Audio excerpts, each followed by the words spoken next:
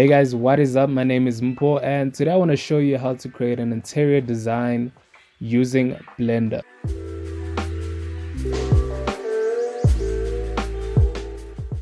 Now, when making a scene like this, you're gonna need to pay attention to three main things, which is the lighting, the modeling, and the materials.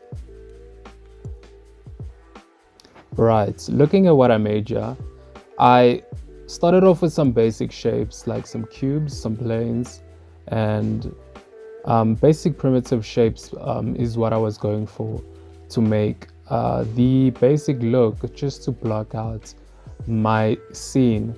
And this is going to help me out make some models later on. And as you can see, I then later started modeling, and everything that I make here is derived from those basic shapes. Moving forward, I started modeling, and the first thing I want to show you is the windows.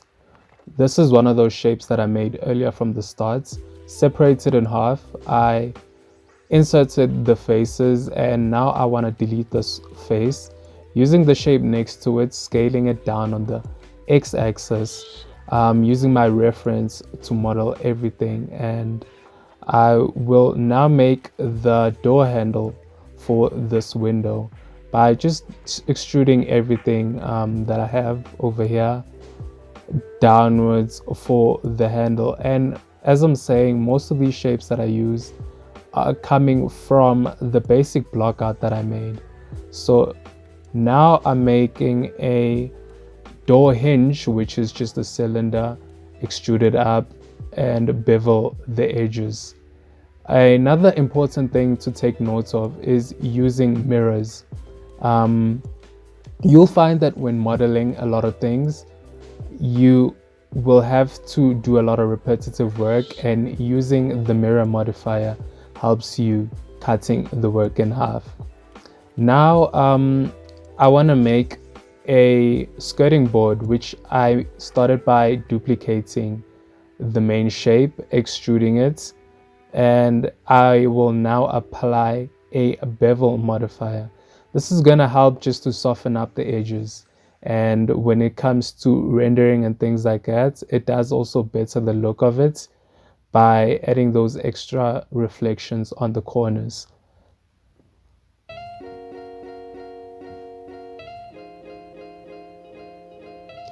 With the roof, I noted some little details, and these are pretty important actually. You might think they're not, but to the eye, they're quite important. Your eye catches it immediately, so you should just pay attention to details. And just like before, I'm just gonna bevel these by adding a mean bevel weight, and I will use this weight by adding a bevel modifier. And down below you will see a tab that says weight. I will check that, and it will use those weights which I added. Over here I'm gonna make a table, same thing once again, using those basic shapes, and I shift deduplicated. Now I want to delete all of those faces, just the faces, leaving the edges.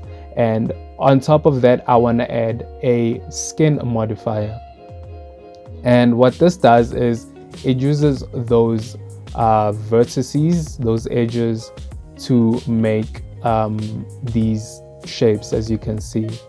Right, and then over here I wanted to make this couch, as you can see in the reference, and it was actually pretty easy to make, a bit challenging but easy once you get the basic shapes going. So if you have a look over here, I separated pretty much everything, the cushions and the different compartments of the couch, and just filling out all of those faces over there, adding a loop, and I want to extrude the top parts. This is going to be the cushion, which you can see over there in the reference. It is a bit elongated on the x-axis, so that's what I wanted to do. Just pay attention to the reference, have a look at your reference and do that. I used a lot of the bevel modifiers to make a lot of things softer and not sharper. Like if you have a look at the real world, nothing is completely sharp, and I think that's something that a lot of people don't do. They don't use the bevel modifier. So just use it anywhere, anytime. When you have like a sharp object, 90-degree angle, use the bevel modifier. It will just make your renders look much better. And over here, I'm just adding some slight variances, shift deduplicating the cushions. And it's a lot of repetitive work going forward, just making sure that you have those little details, slight variances, and things like that. It will make your your couch look much more believable.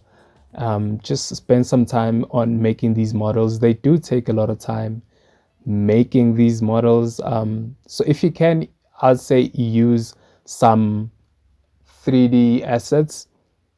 3D assets, they will make your work much faster. All right, now over here, I want to start adding some light into the scene. In the world tab, I set the strength to 10 and added some blue lights and adding a sun lamp, rotating it a bit. I want the light to catch at a different angle, and another thing to note is the shadows right now are very sharp.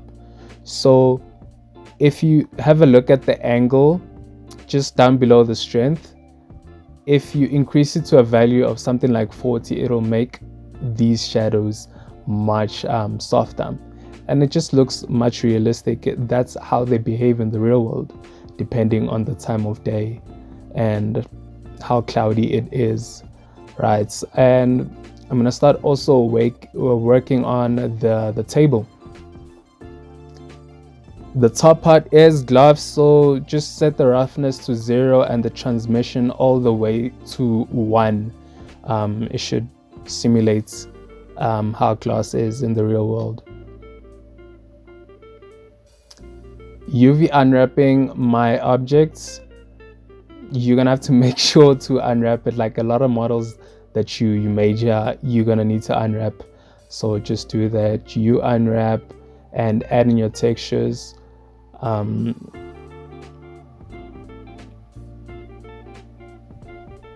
It's a lot of repetitive work. Unwrapping, adding textures. Over here I made the bar thing black, just like in the reference. And right over here I want to start working on the floor. My reference had a wooden texture, which is what I want to add. I couldn't find the right wood exactly, so I used just normal planks, which you can find on textureshaven.com. They have a lot of free textures over there. And as I said, using some assets does help. So right here I'm using some assets. These are my custom assets which I made. I'll leave a link down in this description. Right here I want to add a flower. Flowers add some nice decoration. I don't know if decoration is the right word, but it adds some nice natural elements to the scene. So just scaling that up and adding some more models like teacups. Teacups, books, more flowers, things like that. So right here I'm adding some books, moving them a bit, positioning them, rotating it, and finding a good composition.